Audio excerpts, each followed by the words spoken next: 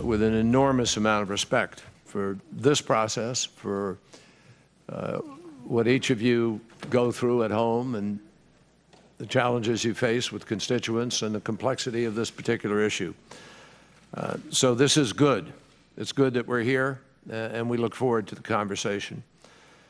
And as we convene at this hearing, it is no exaggeration at all to say to you that the world is watching. And they're watching not just to see what we decide, they're watching to see how we decide it.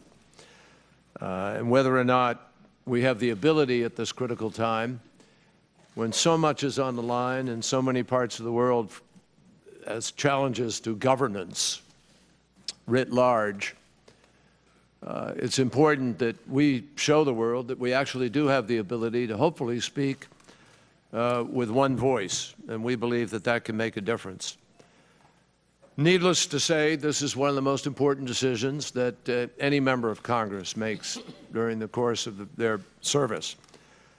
And we all want to make sure we leave plenty of time here for a discussion. Obviously, this is a very large committee, and so we'll try to summarize in these comments and give the opportunity for the Q&A. But I just want to open with a few comments about questions I'm hearing from many of your colleagues and obviously from the American people and what we read in the news. First, people ask me, and they ask you, I know, why we are choosing to have a debate on Syria at a time when there's so much that we need to be doing here at home, and we all know what that agenda is. Let me assure you, the President of the United States didn't wake up one day and just kind of flippantly say, let's go take military action in Syria. He didn't choose this. We didn't choose this. We're here today because Bashar al-Assad, a dictator who was chosen to meet the requests for reform in his country with bullets and bombs and napalm and gas, because he made a decision to use the world's most heinous weapons to murder in one instance, more than 1,400 innocent people, including more than 400 children. He and his regime made a choice. And President Obama believes, and all of us at this table believe, that we have no choice but to respond. Now, to those who doubt whether Assad's actions have to have consequences, remember that our inaction absolutely is guaranteed to bring worse consequences.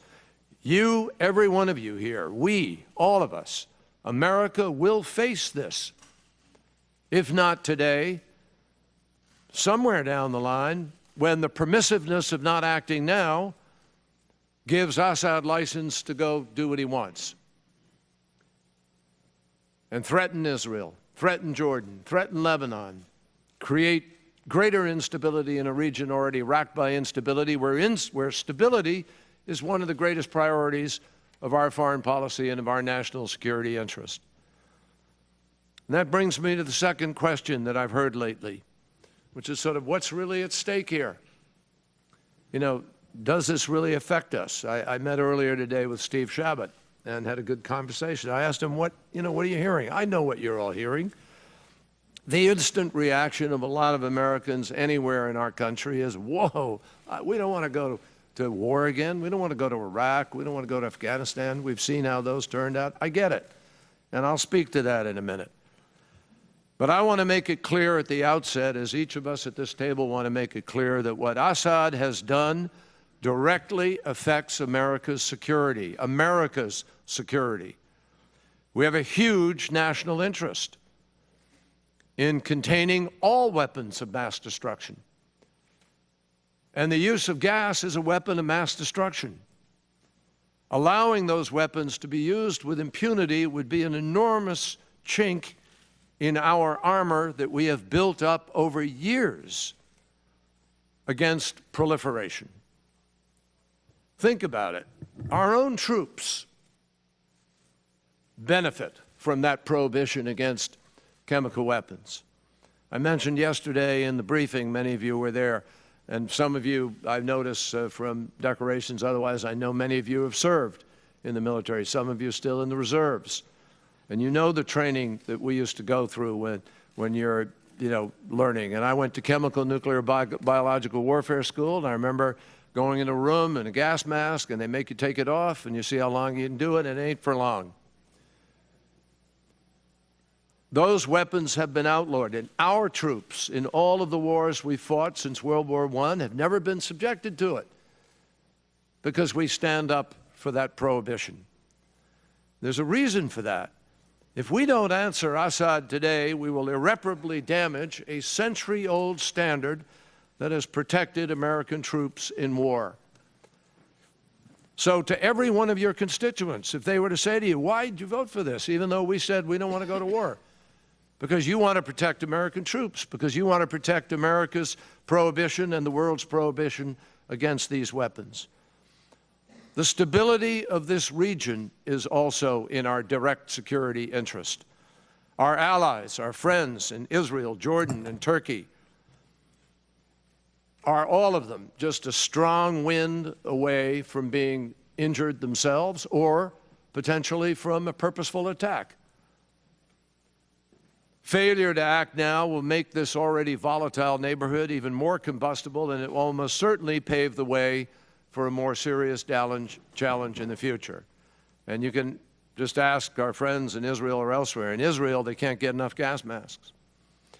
And there's a reason that the Prime Minister has said this matters, this decision matters. It's called Iran.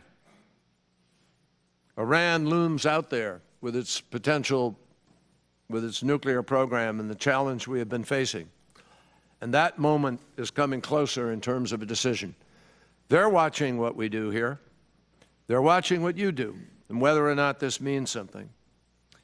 If we choose not to act, we will be sending a message to Iran of American ambivalence, American weakness. It will raise a question. I've heard this question. As Secretary of State, as I meet with people and they ask us about sort of our long-term interests in the future with respect to Iran, they've asked me many times, do you really mean what you say? Are you really going to do something? They ask whether or not the United States is committed, and they ask us also if the President cuts a deal, will the Congress back it up? Can he deliver? This is all integrated. I have no doubt. I talked to Prime Minister Netanyahu yesterday. Israel does not want to be in the middle of this, but we know that their security is at risk and the region is at risk. I also want to remind you, you have already spoken to this. Your word is on the line, too. You passed the Syria Accountability Act, and that act clearly states that Syria's chemical weapons threaten the security of the Middle East. That's in plain writing. It's in the act. You voted for it. We've already decided these chemical weapons are important to the security of our nation. I quote, the national security interests of the United States are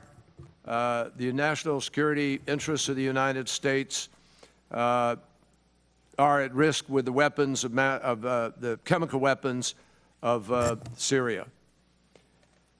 The fourth question I've been asked a lot of times is why diplomacy isn't changing this dynamic. Isn't there some alternative that could avoid this? And I want to emphasize on behalf of President Obama's first priority throughout this process has been and is diplomacy.